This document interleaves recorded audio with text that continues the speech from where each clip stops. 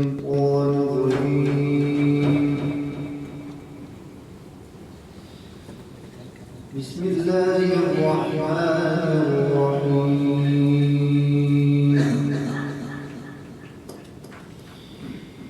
إن الله فالق الحب والنوى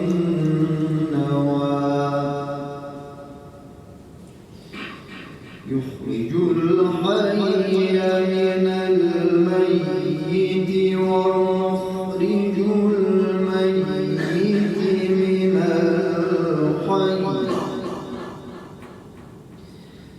ذلكم الله فأنى تؤفكون.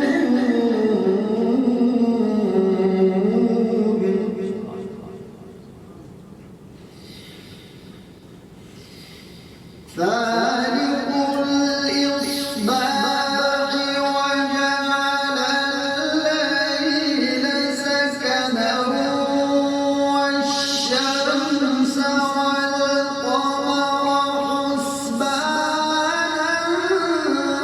ذلك تقدير العزيز العليم.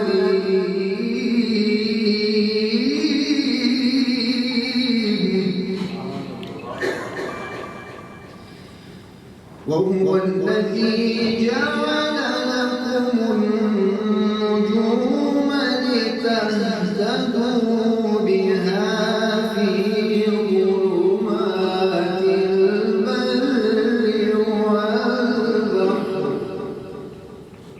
قد فصلنا الآيات لقوم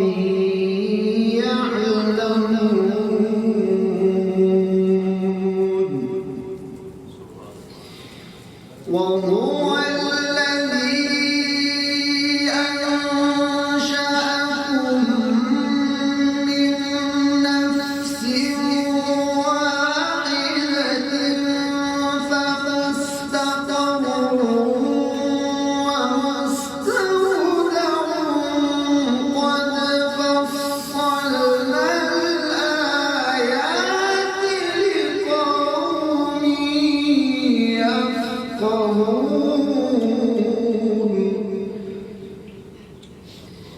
وهو الذي أنزل من السماء ماء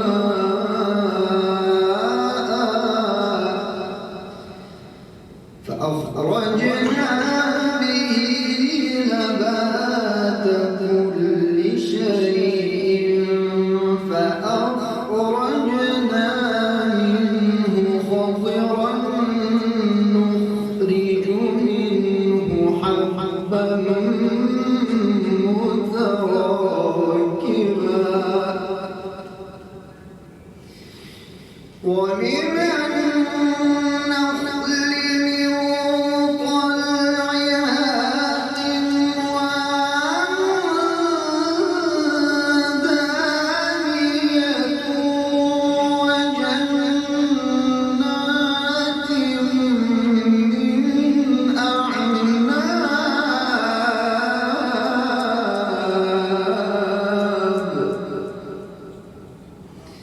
والزيتون والرمان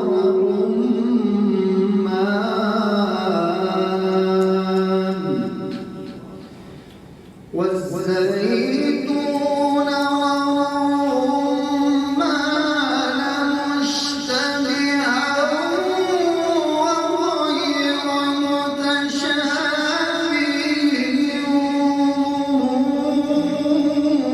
إلى ثمره إذا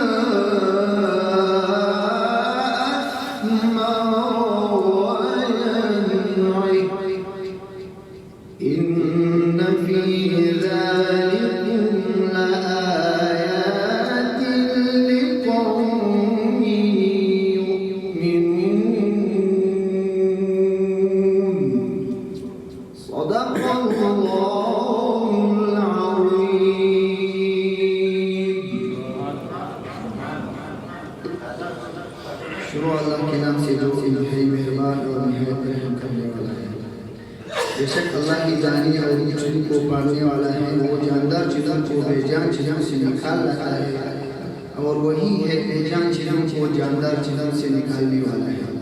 لوگوں، وہ ہے اللہ، پھر کوئی تمہیں بہکا کر کس کون سی طرف لے جا رہا ہے؟ وہی ہے جس کے حکم سے صبح کو خوب اٹھتی ہے، اور اسی سے رات کو سکون کا وقت بنایا ہے، اور سورج اور چاند کو ایک حساب کا پابند۔ یہ سب کچھ اس ذات کی منصوبہ بندی ہے جس کا اقتدار بھی کامل ہے اور علم بھی کامل ہے، اور اسی نے تمہارے لیے ستارے بنائے ہیں تاکہ تم ان کے ذریعے خشکی اور سمندر کی تاریکیوں کے راستے معلوم حاصل ہو۔ ہم نے ساری نشانیاں ایک ایک کر کے کھول دی ہیں، مگر ان لوگوں کے لیے جو علم سے کام لے۔ وہی ہے جس نے تم سب کو ایک جان سے پیدا کیا، پھر ہر شخص کا ایک مستقر ہے اور ایک امانت رکھنے کی جگہ۔ ہم نے ساری نشانیاں ایک ایک کر کے کھول دی ہیں، مگر ان لوگوں کے لیے جو سمجھ سے کام لے۔ اور اللہ وہی ہے جس نے تمہارے لیے آسمان سے پانی برسایا، پھر ہم نے اس کے ذریعے ہر قسم کی کونپلیں اگائی، پھر ان کونپلیوں سے ہم نے سبزیاں پیدا کی جن سے ہم تہ بتہ دانے نکالتے ہیں، اور کھجور کے کاغذوں سے پھلوں کے وہ گچھے نکلتے ہیں جو پل کے بوجھ سے چکے جاتے ہیں۔ اور ہم نے انگوروں کے باغ اگائے اور زیتون اور انار کے، اور ایک دوسرے سے ملتے جلتے بھی ہیں اور ایک دوسرے سے مختلف بھی ہیں۔ جب یہ درخت پھل دیتے ہیں تو ان کے پھلوں اور ان کے پکنے کی کیفیت کو غور سے دیکھتے ہیں۔ لوگوں، ان سب چیزوں میں بڑی بڑی نشانیاں ہیں، مگر ان لوگوں کے لیے جو ایمان لائے۔